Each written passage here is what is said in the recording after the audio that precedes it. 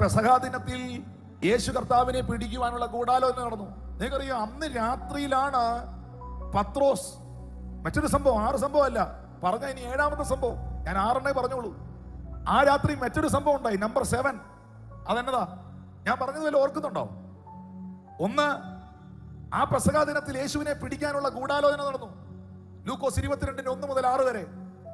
ആ ദിനത്തിൽ അന്ത്യത്താഴം കഴിച്ചു. 7 മുതൽ 23 വരെയുള്ള വാക്യങ്ങൾ. ഞങ്ങളുടെ കൂട്ടത്തിൽ ആരാണ് വലിയവൻ ചെറിയവൻ എന്നുള്ള തർക്കം അന്നുണ്ടായി, അന്നുണ്ട് ഇന്നുണ്ട്. ഞാൻ അതിനകത്തോട്ട് പോകുന്നില്ല, ഇപ്പൊ തന്നെ ഇച്ചിരി സ്വത്രം കുറഞ്ഞു നിൽക്കുക. പെസഹാ ദിനത്തിൽ സംഭവിച്ചത് ഞാൻ ക്രിസ്മസിനാണോ പ്രസംഗിക്കേണ്ടത്? ഇനി ഇതും പറയരുത് കുത്തി പ്രസംഗിച്ചെന്നൊന്നും. പെസഹാ ദിനത്തിൽ സംഭവിച്ചത് പെസഹാ ദിനത്തിൽ തന്നെ പറയണം. ചേർന്ന് രാമ്യം പറഞ്ഞു, അല്ല പിന്നെ അതങ്ങ് മടക്കി വെച്ചേക്കണം. നമുക്ക് ഉയർത്തെഴുന്നേൽപ്പ് മാത്രം വായിക്കാം. അന്ന് രാത്രി നടന്നതാണ്. 4, ഗഠമനാത്തോട്ടത്തിലെ ശ്രദ്ധേയമായ പ്രാർത്ഥന. 5, കർത്താവിനെ പടയാളികൾ പിടിക്കാൻ വരുന്ന സംഭവം. 47 മുതലുള്ളതാക്കിയ അന്നൊരു സംഭവം ഉണ്ടായി.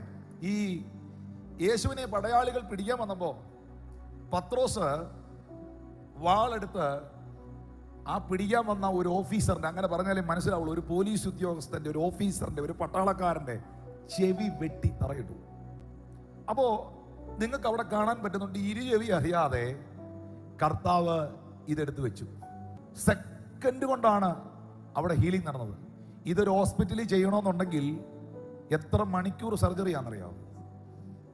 ഇതൊരു ഹോസ്പിറ്റലിൽ ചെയ്യണമെങ്കിൽ എത്ര മണിക്കൂർ സർജറി ആണെന്നറിയോ? ഇതിന് സർജറി ചെയ്താലോ കറക്റ്റ് ആവുമോ? കറക്റ്റ് ആകുകയില്ല, ഒരു ഉറപ്പുമില്ല. ഞാൻ കഴിഞ്ഞ ദിവസവും ഏഷ്യാനെറ്റ് ന്യൂസിൽ, ഒത്തിരി വർഷങ്ങൾക്ക് മുമ്പാണ്, ഒരു അധ്യാപകന്റെ കൈ വെട്ടി 2 ആക്കി മാറ്റി. ആ അധ്യാപകൻ ഇന്റർവ്യൂവിൽ പറയുന്നുണ്ട്, മെഡിക്കൽ സയൻസ് വളരെ വിദഗ്ധമായ നിലയിൽ, അത്ഭുതം കൂറുന്ന നിലയിൽ ആ കൈകൾ ചേർത്ത് വെച്ചു. പാലക്കാട് നടന്ന സംഭവമാണ്.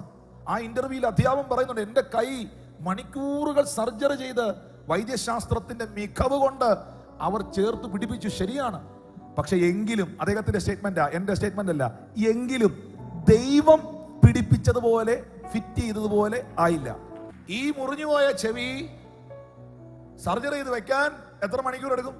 ഇത് ഏത് ഹോസ്പിറ്റലിൽ എടുക്കും ഈ കേസ്? 6 തറയിട്ടു. പക്ഷേ ചെവി അറിയാതെ, തൊട്ടപ്പുറത്ത് നിൽക്കുന്നവൻ പോലും കാണാതെ കർത്താവ് ഇതെടുത്ത് തിരിച്ചു വെച്ചു കൊടുത്തു. അങ്ങനെയാണെങ്കിൽ ഇന്ന് രാത്രിയിൽ വിശ്വസിക്കുന്നവരോട് ഞാൻ പറയാം, ആ കൈ ഇന്നും കുറുകിയിട്ടില്ല കേട്ടോ. ആ കാൽ ഇന്നും നന്നായിട്ടില്ല. ഇന്ന് രാത്രിയിലും ആ കര ഇവിടെ ചലിക്കുന്നുണ്ട്. മനുഷ്യൻ അസാധ്യമെന്ന് പറയുന്നത് ഒരു കുഞ്ഞുങ്ങൾക്കും ചെയ്യാൻ കഴിയാത്തത്. നീ പറഞ്ഞില്ലേ, അത് അറിഞ്ഞാൽ എനിക്ക് പ്രശ്നമാ, അത് നാട്ടുകാരറിഞ്ഞാൽ അത് വിഷയമാ, അത് കുടുംബക്കാരറിഞ്ഞ അപമാനമാണെന്ന്. ഞാൻ ഇങ്ങനെ പറയാം, ചെവി അറിയാതെ തമ്പുരാൻ നിനക്ക് വേണ്ടി ആ അത്ഭുതത്തെ ചെയ്തിരിക്കും.